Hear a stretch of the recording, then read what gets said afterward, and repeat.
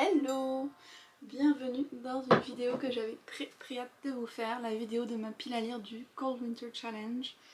Un challenge de lecture hivernale que je fais depuis au moins 5 ans je pense maintenant, ça fait vraiment un bon petit bout que je le fais, que j'adore ce challenge. Si vous le connaissez pas, c'est un challenge de lecture qui dure du 1er décembre au 28 février. Et depuis l'année dernière, c'est Laure de la chaîne Non Luminée qui s'en occupe. Donc un peu comme le Pumpkin Autumn Challenge, il y a plusieurs menus, plusieurs catégories de lecture, en rapport avec l'hiver, le froid, Noël, que des bonnes choses. On peut valider le challenge de plein de façons différentes, mais comme d'habitude, moi je vais essayer de lire le maximum de livres pour pouvoir être mordu de l'hiver. Donc on va voir si c'est possible. Je suis entourée, vous pouvez pas les voir, mais il y a tous les livres de ma palle parce qu'il y en avait trop pour que je fasse juste une pile. Donc j'ai fait des petits tas par menu pour vous présenter tout ça.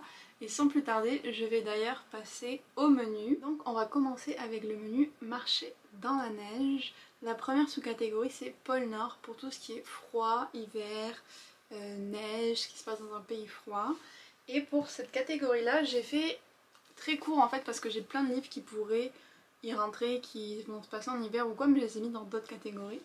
Donc là je vais vous montrer mon choix, c'est un Noël au bord de l'eau de Jenny Colgan. Donc on suit une de ses séries parce qu'elle a fait vraiment beaucoup, Feel Good, qui se passe sur l'île de Muir et c'est ma série préférée d'elle. Ça a commencé par Une saison au bord de l'eau qui est le premier tome et je suis hyper fan. Et donc là c'est un Noël qui va se passer sur l'île de Muir, donc vraiment c'est comme une île imaginaire au nord de l'Écosse, donc il fait bien froid, vous vous en doutez, en hiver. Et j'ai très hâte de retrouver toute l'atmosphère de ces autres romans qui se passent sur l'île parce que c'est un côté hyper cosy aussi. Après le pôle Nord, on passe au pôle Sud avec tout ce qui est voyage, cheminement personnel, évolution. Et moi je suis partie un peu sur le côté voyage initiatique avec le voyage de Pénélope. Donc là on va suivre une jeune femme qui vient de rompre avec son copain qui a une trentaine d'années et qui va partir dans un voyage qui va un petit peu venir la transformer, un peu en mode Mange Priem j'imagine. Et puis j'ai aussi pris un autre type de voyage, cette fois-ci on parle de voyage dans le temps avec les aventures inattendues d'Olympe Valoissé où une historienne va se retrouver happée par des espèces de soldats venus d'un passé un peu différent du nôtre et où ils vont avoir besoin d'elle pour sauver l'Empire. Donc c'est un côté très mystérieux dont il y a Louis XIV, Louis XVI, Napoléon, on parle un petit peu de tous ces rois-là, mais de façon différente, genre avec des capacités un peu différentes de la version que nous on connaît dans notre histoire. Donc ça a l'air vraiment sympa, puis je trouve que la couverture fait très Noël, rouge et doré comme ça.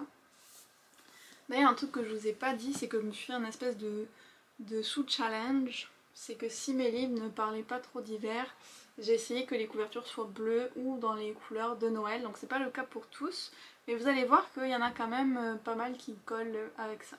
Et puis pour la dernière sous-catégorie de ce menu qui est forêt enneigée pour tout ce qui est animaux, écologie, nature writing, j'ai pris The Rule of Wolves, mais j'ai pas réussi à trouver ma copie, je sais pas où je l'ai mis.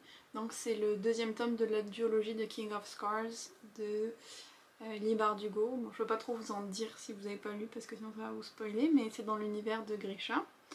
Et puis j'ai Landfill Mountains, que je crois que j'avais déjà prévu de lire pour le Pumpkin Autumn Challenge, mais que je pense pas que j'aurai le temps de lire. Et ça parle d'un monde en fait où le changement climatique est devenu tout bouleversé, la vie des hommes, et puis il y a un secret qui va être découvert dans une ville qui a été désertée, et je me souviens plus trop des détails, ça fait longtemps que je l'ai celui-là, mais je sais que j'avais été pas mal intriguée par tout le côté écologique du roman, donc vraiment plus science-fiction, post-apocalyptique, mais je vois qu'il allait bien quand même pour cette catégorie-là. On passe ensuite au deuxième menu qui est Magie de Noël. C'est un de mes préférés à chaque fois des menus. La première sous-catégorie c'est All I Want for Christmas. Donc une romance, un livre qui parle de Noël, un livre avec de l'amour, de l'amitié, tout le côté chaleureux des fêtes. Et encore une fois j'aurais pu en mettre plusieurs dans cette catégorie, mais j'en ai choisi deux. J'ai pris N'oublie pas les chocolats. Donc où il y a une femme qui déteste Noël qui va se retrouver à travailler dans un magasin des fêtes et qui va rencontrer le patron qui lui est hyper fan de Noël et puis Voilà, c'est une romance. Et puis j'ai Meilleurs vœux et va au diable.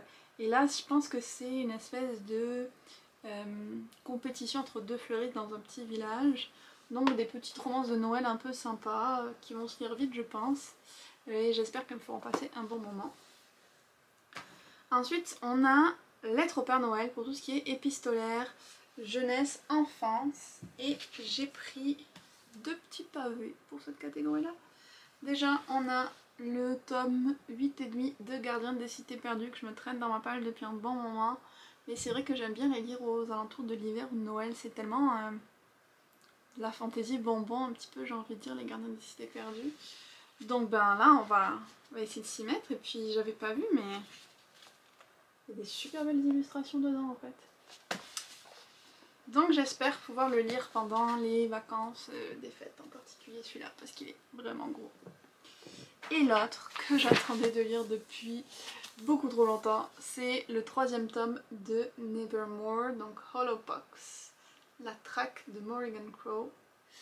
Et je suis tellement fan de Nevermore. Si vous connaissez pas, c'est une saga jeunesse avec une jeune fille qui a été maudite dès sa naissance et qui est censée mourir pour son 13e anniversaire, il me semble. Sauf que ce jour-là, elle va être enlevée par Jupiter North, que j'aime beaucoup. Et elle va partir pour un monde totalement différent, le monde de Nevermore, où il y a de la magie. Elle va aller dans une école en fait pour jeunes enfants avec des capacités un petit peu spéciales. Elle va passer des épreuves. Et puis en même temps elle a cette espèce de réputation qui lui colle à la peau qu'elle porte malheur. Et la pauvre elle n'est pas beaucoup aimée des autres personnes à quelques exceptions. Donc c'est un peu un anti-héros par certains côtés mais je la trouve vraiment géniale. Les personnages sont top, l'univers est vraiment loufoque, il y a vraiment tout ce que j'aime dans de la jeunesse.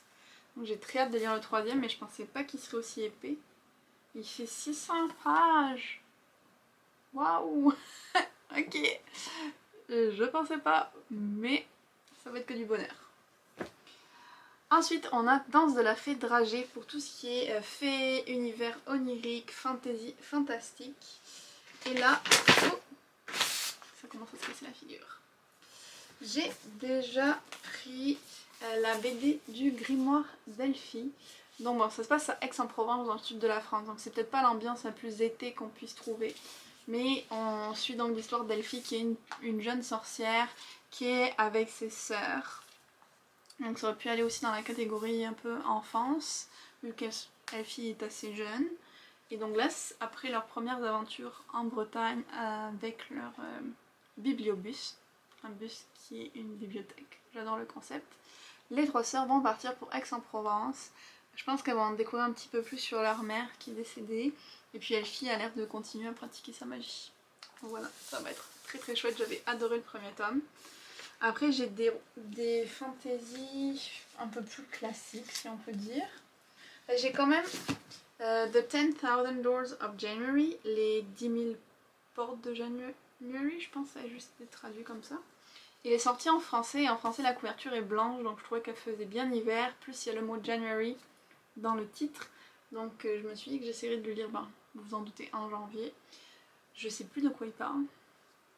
Je sais que c'est de la fantasy et donc que c'est une jeune fille qui va aller franchir des portes et aller dans différentes histoires.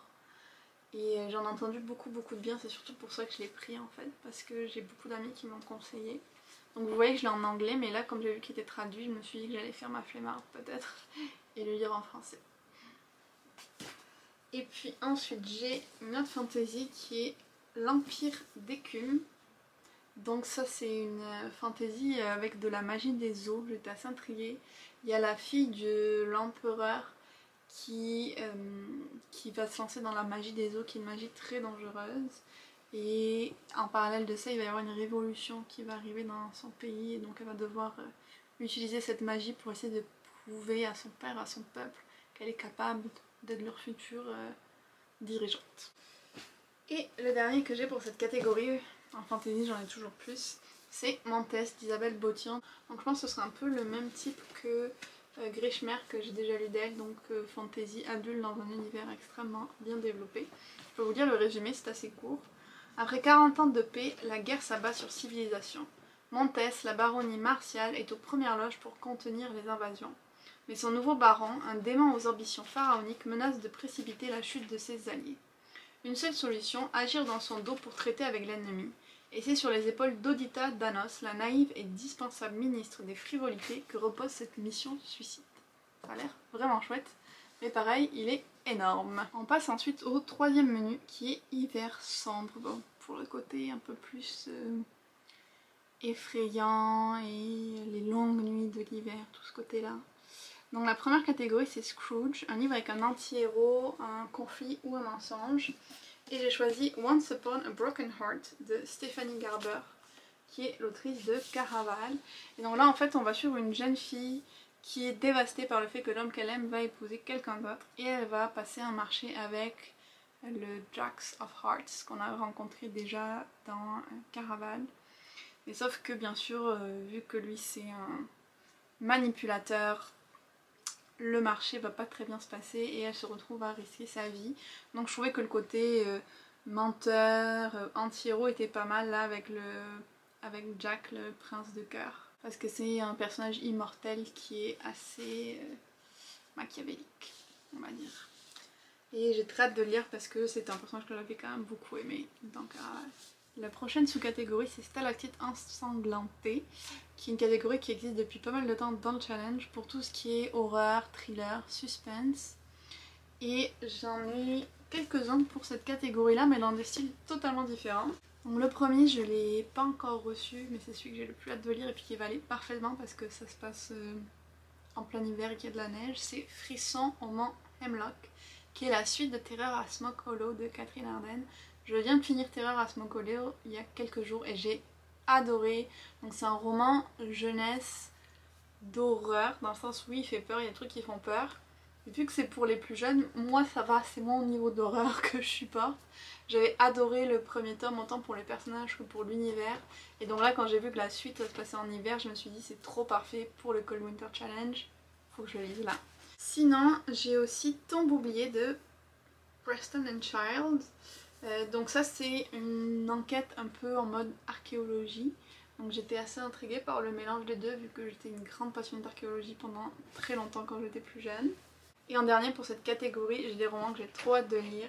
C'est Meurtre et pépites de chocolat et Meurtre et Charlotte aux fraises. Donc vous savez que j'adore les cozy mystery, mais en plus avec là le côté gâteau et tout, c'était trop parfait pour moi. On a une femme qui va ouvrir sa boulangerie ou pâtisserie ou boutique de gâteaux, je sais pas exactement.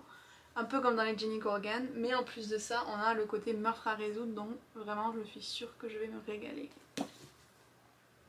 On enchaîne avec la catégorie Père Fouettard pour tout ce qui est forces obscures, démons, enfer. Alors j'ai un petit peu plus galéré avec cette catégorie là, sachant que j'avais pas de démons à proprement parler, mais j'ai trouvé des livres qui pour moi rentrent dans cette catégorie quand même. Il y a A Deal with the Elf King, qui est une réécriture d'Hadès et Perséphone.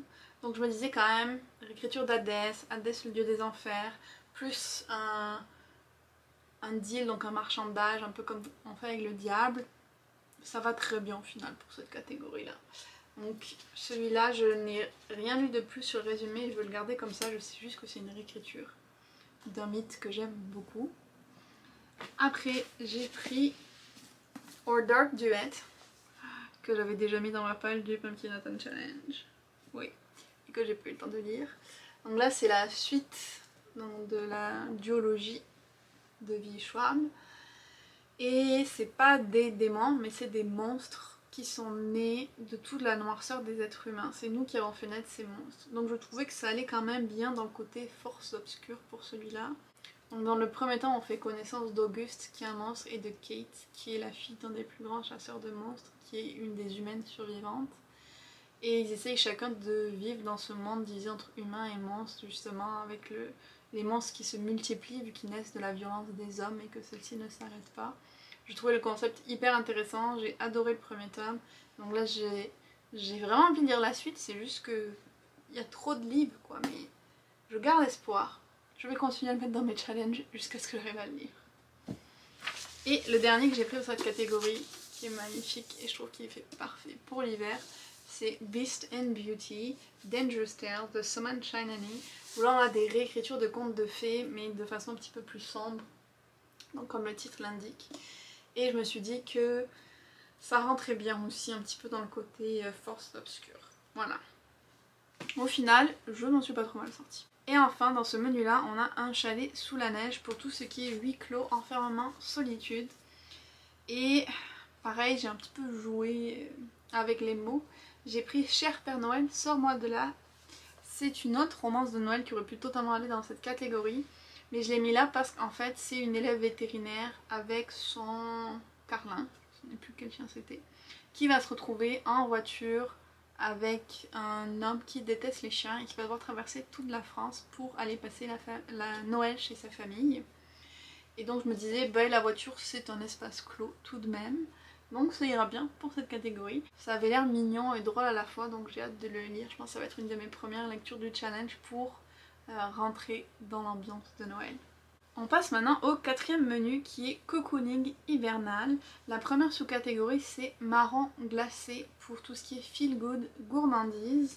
Et j'ai pris La vie rêvée des chaussettes orphelines de Marie Vareille.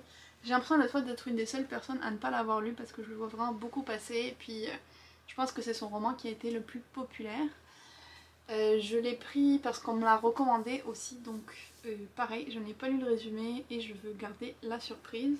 Mais je trouvais que ça faisait très bien le côté cosy avec les chaussettes, la petite boisson chaude. Après, on a Bonhomme en pain d'épices pour tout ce qui est différence, tolérance, LGBTQIA+. Et j'ai 2 livres en anglais pour cette catégorie. Le premier c'est A Marvelous Light. Donc là, avec une romance MM. Qui mêlait un monde avec comme des gentlemen, la belle société et tout ça, et un monde où il y a de la magie aussi, et il y a une enquête qui va se poursuivre dans ce roman, donc voilà, tout plein d'éléments que je pense qui vont faire que je vais l'adorer. Et en deuxième, j'ai Malice, qui est une réécriture avec une romance FF de La Belle au bois dormant, donc avec une romance entre Aurore et Maléfique, la sorcière. J'avais un bug, je me souviens plus de son nom. Donc celui-là, je l'ai acheté il y a quelques temps. J'aurais voulu le lire en automne aussi, mais pareil, j'ai pas eu le temps. Est-ce que j'aurai plus le temps cet hiver? Je ne sais pas, mais il fait partie de la panne. Et la troisième sous-catégorie pour ce menu, c'est vitrine de Noël pour tout ce qui est BD, romans graphiques ou livres illustrés. Et j'en ai quelques-uns, alors c'est sûr que j'en lirai plus, mais ceux-là, je voulais vraiment les mettre dans ma palle officielle, on va dire. J'ai le 3e tome de Dans les yeux de Lia, où donc on suit une jeune fille, Lia, qui a été victime d'un accident de voiture, qui se retrouve dans un fauteuil roulant et qui enquête pour savoir qui a causé son accident parce que les circonstances sont assez floues. J'ai le 2e tome des Sœurs Grémillet. Donc dans le premier on explorait un petit peu qui étaient ces 3 sœurs et puis un secret de famille enfoui, et c'était plein de poésie, les planches étaient magnifiques, ça parlait d'un sujet quand même assez dur pour une BD jeunesse. Et dans ce 2e tome, les 3 sœurs vont s'attaquer à un autre mystère pendant... Bon, c'est leurs vacances d'été, c'est pas tout à fait la bonne saison, mais c'est pas grave, il y a du bleu hivernal sur la couverture, donc ça passe. Et le dernier, ce sera plus une relecture parce que j'ai déjà lu en format webcomic. Mais j'aimerais beaucoup relire L'Or Olympus. Petit bébé. J'aime tellement cette histoire, elle me brise tellement le cœur à chaque fois juste de dire le nom, j'ai trop d'émotions qui reviennent. Donc encore une fois une réécriture du mythe d'Hadès et Perséphone. Et où on suit vraiment beaucoup pendant très longtemps avant qu'ils se mettent ensemble. Parce que bon, on sait bien que c'est comme ça que ça se finit. Mais l'autrice se concentre sur toute cette période avant. Et même si on sait qu'ils vont finir ensemble, c'est le plus slow burning que j'ai jamais vu en romance. Et c'est souffrant. Mais on aime ça. Et voilà pour tous les menus du challenge. Mais il y a un menu bonus que bien sûr j'espère faire. En tout cas j'ai fait une petite palle pour. Et c'est le menu sorcellerie hivernale. J'aime bien cette idée de magie de l'hiver, je trouve qu'il y a beaucoup de choses à explorer dans ce thème là, donc je trouve ça vraiment chouette. On a d'abord Étoile des neiges pour tout ce qui est astrologie, astronomie, science-fiction. Et j'espère pouvoir lire The Left Hand of Darkness de Ursula Le Guin. Donc ça c'est une... je pense que c'est assez vieux.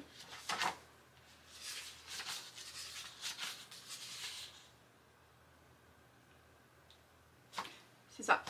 C'est un livre qui a été publié en 1969, donc c'est très très vieux. Mais je trouve le concept hyper intéressant. Puis ça se place sur une planète qui s'appelle Hiver. Donc comment faire plus parfait pour le challenge? Je sais pas. Donc en fait on a un ethnologue qui va aller sur cette planète et qui va essayer de comprendre la société, comment elle est organisée et tout ça. Mais la particularité c'est que les habitants de la planète changent de genre au cours de leur cycle de reproduction. Donc les genres n'ont pas la même rigidité et tout ça que ce à quoi on pourrait s'attendre. Et donc c'est un roman qui au travers de la science-fiction va explorer la question des genres et tout. Donc je trouve ça hyper intéressant. Et l'autre que j'ai c'est Paradict. Je suis très triste qu'il n'ait pas passé la sélection du Plimp, ça aurait vraiment été cool parce qu'il était dans ma palle. Mais bon, c'est comme ça. Je vais vous lire le résumé parce qu'il est assez court pour celui-là. 2071, entre chaleur équatoriale et alerte à la bombe, le monde est en proie à l'insécurité et son gouvernement semble en panne de solutions. Flic désenchanté, adepte du Paradict, un univers virtuel où la liberté individuelle a encore une signification, Alvar Costa enquête sur un meurtre qui risque de révéler un projet politique particulièrement dérangeant. Mais il va devoir composer avec son frère Abel et leur sœur aînée Aizée. Ces deux-là se sont fait une place dans les hautes sphères de la World Administration et ils entendent bien protéger à tout prix les secrets du gouvernement. Donc un thriller science-fiction.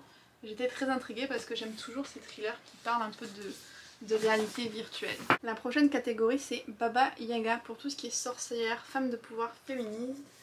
Et j'ai pris Peau d'homme qu'on m'a offert Noël dernier, que j'avais très envie de lire rapidement. Je pense que j'ai même une photo prête pour Instagram pour ceux qui vu. Ouais. Et je l'ai toujours pas lu. Je pense que c'est un peu comme à la Renaissance, une jeune femme qui a été comme donnée en mariage à un homme qu'elle n'a jamais rencontré et elle va se déguiser en homme, elle va mettre une peau d'homme pour se promener parmi les hommes, pour voir qui est cette personne qu'elle est censée épouser et pour soulever un petit peu aussi toutes les inégalités sociales entre les hommes et les femmes. Donc j'adore l'idée et je suis hyper curieuse de découvrir la BD, je comprends pas comment j'ai pu ne pas la lire encore, mais je compte réparer cette erreur. Et la dernière sous-catégorie de ce menu, je me suis un petit peu lâchée parce que c'est la catégorie Yule pour tout ce qui est mythologie, contes, légendes. Et j'en ai pas mal. J'ai déjà 2 réécritures du mythe d'Hadès et Perséphone. Vous devez en avoir marre de m'entendre dire ça, mais je pense que ça vous donne une idée d'un thème de blog que je vais faire. Donc j'ai A Touch of Darkness et j'ai Neon Gods. Alors ça, c'est un petit peu plus contenu adulte de ce que j'ai pu comprendre comme réécriture. J'ai aussi cette sublime édition du Magicien d'Oz que je compte lire pour le challenge. J'ai A Spindle Splintered qui est une réécriture de La Belle au Bois dormant. Je viens de me rendre compte qu'en fait ça m'en fait 2. C'est plutôt cool. Et j'ai White as Milk, Red as Blood que je me trimballe aussi depuis plusieurs années dans le challenge parce que j'ai lu une partie des contes mais voilà, j'ai encore le marque-page dedans. Il faudrait vraiment que je continue. Et donc là c'est plusieurs contes qui auraient été redécouverts, écrits par Franz Xaver von Schönberg. C'est un contemporain des frères Grimm qui aurait écrit ses propres contes aussi et c'est des contes assez sombres mais hyper bien. Et j'avais adoré les premiers que j'avais lus donc il faudrait juste que je continue. Et je trouve que ce livre là serait bien allé aussi dans la partie hiver sombre en fait. Et voilà, ça y est, ma petite palle pour le challenge est faite. Ça m'a donné soif. Donc une palle très ambitieuse, j'ai pas compté combien de livres j'espérais lire mais je suis sûre qu'il y en a beaucoup trop comme à chaque fois. J'espère que la vidéo vous a plu, n'hésitez pas à me dire vous si vous participez au challenge, quels sont les livres que vous voulez lire, si on a des livres en commun, dites-moi tout ça en commentaire. N'oubliez pas de liker la vidéo et de vous abonner à la chaîne si c'est pas fait et puis on se retrouve très bientôt dans une autre vidéo.